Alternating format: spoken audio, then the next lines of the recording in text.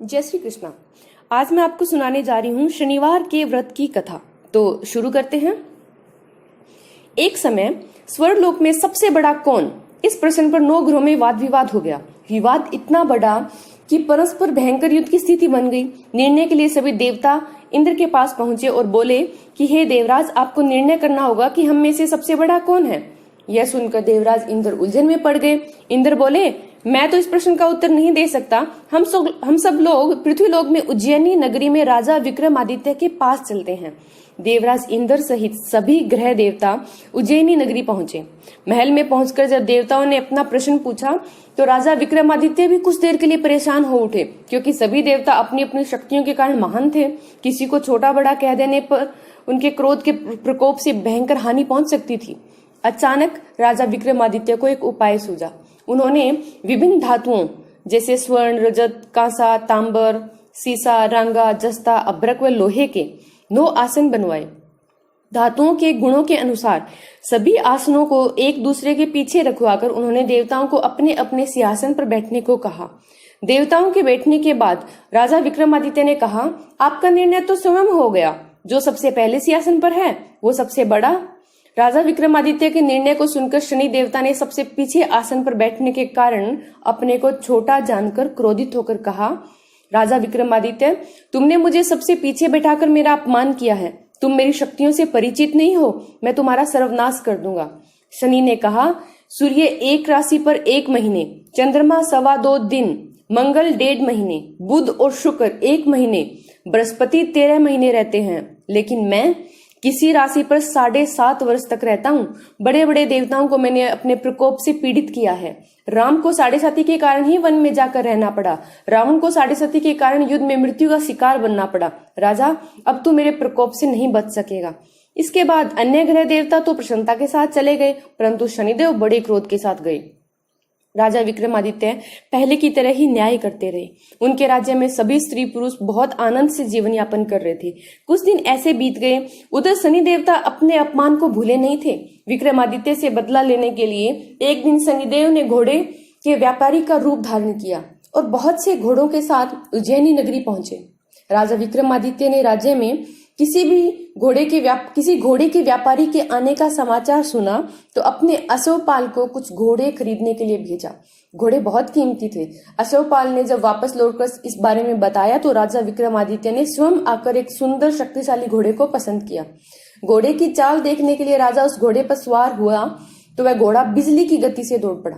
तेजी से दौड़ता घोड़ा राजा को दूर एक जंगल में ले गया और फिर राजा को वहां गिराकर जंगल में कहीं गायब हो गया।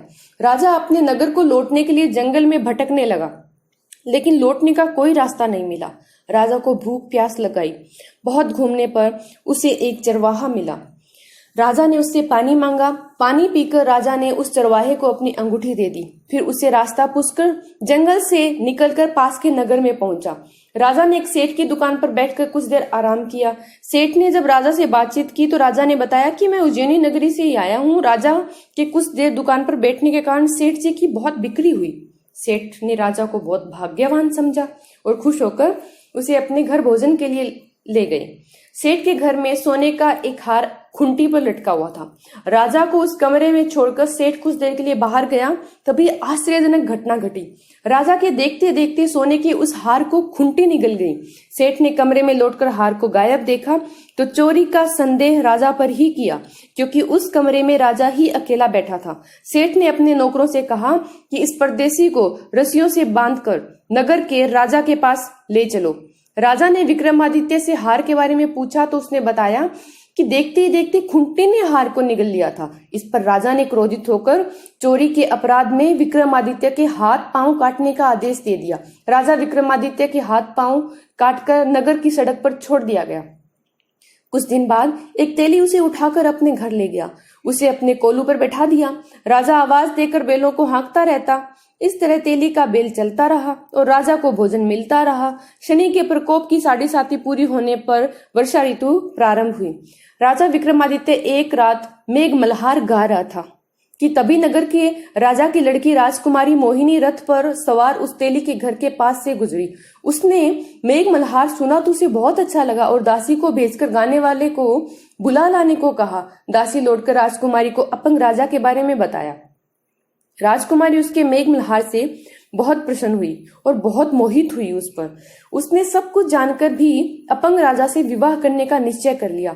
राजकुमारी ने अपने माता पिता से यह बात कही तो वो हैरान रह गए। रानी ने मोहिनी को समझाया, बेटी तेरे भाग्य में किसी राजा की रानी होना लिखा है, तू उस अपंग से विवाह करके अपने पांव पर कुल्हाड़ी क्यों मार रही है।